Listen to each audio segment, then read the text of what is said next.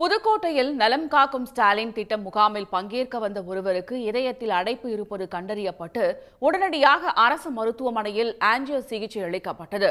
உடனடி சிகிச்சைக்கு வழிவகை செய்த தமிழ்நாடு அரசுக்கு பயனாளியின் குடும்பத்தினர் உருக்கமாக நன்றி தெரிவித்துள்ளனர். புதுக்கோட்டையில் அரசு மகளிர் மேல்நிலைப் பள்ளியில் நடைபெற்ற நலம் காக்கும் ஸ்டாலின் முகாமில் பங்கேற்க வந்த ஜான்சன் என்பவருக்கு இசிஜி பரிசோதனை செய்தபோது வேறுபாடுகள் இருந்தன.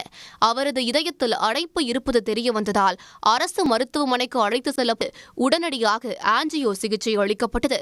உடனடியாக சிறப்பு சிகிச்சை கிடைத்ததால் நோயாளி மற்றும் உறவினர்களிடம் நெகிழ்ச்சியை ஏற்படுத்தியிருக்கிறது. ஒரு 10-15 மாத்திரை கொடுத்தாங்க. அதை போட்டு உடனே 108 ஆம்புலன்ஸில் அனுப்புனாங்க. இங்கே வந்து உடனே ஆஞ்சியோ பண்ணியிருக்காங்க. இப்போ எனக்கு நல்லா இருக்குது. இந்த திட்டம் நல்ல திட்டம், நல்லா இருக்குது. இப்போ எனக்கு எந்த ப்ராப்ளமும் இல்லை. கொஞ்ச நாள் மாத்திரை சாப்பிட்ணுன்னு சொல்லியிருக்காங்க. நைட்லேருந்து நெஞ்சு வலிக்குதுன்னு சொல்லிகிட்டு இருந்தாங்க. நாங்கள் ஹாஸ்பிட்டலில் மெடிக்கலில் போய் மாத்திரை வாங்கி போட்டோம், சரி வரல. அப்புறமேட்டுக்கு காலையில் முகாம்னு சொல்லி கூட்டிகிட்டு போனோம்.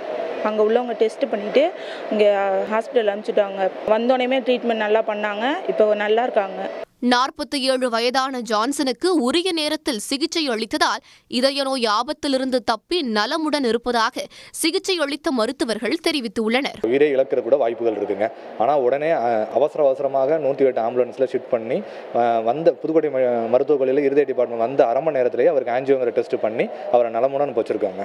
புதுக்கோட்டை எம்எல்ஏ முத்துராஜா மருத்துவர் என்பதால் நலம் காக்கும் ஸ்டாலின் திட்ட முகாமில் பங்கேற்க வந்த பலருக்கும் அவரே மருத்துவ பரிசோதனை செய்து சிகிச்சை அளித்தார். இந்த முகாமில் 1000க்கும் மேற்பட்டோர் பங்கேற்று பயனடைந்தனர். உடனுக்குடன் செய்திகளை தெரிந்து கொள்ள சன் நியூஸ் பெல் ஐகானை கிளிக் பண்ணுங்க.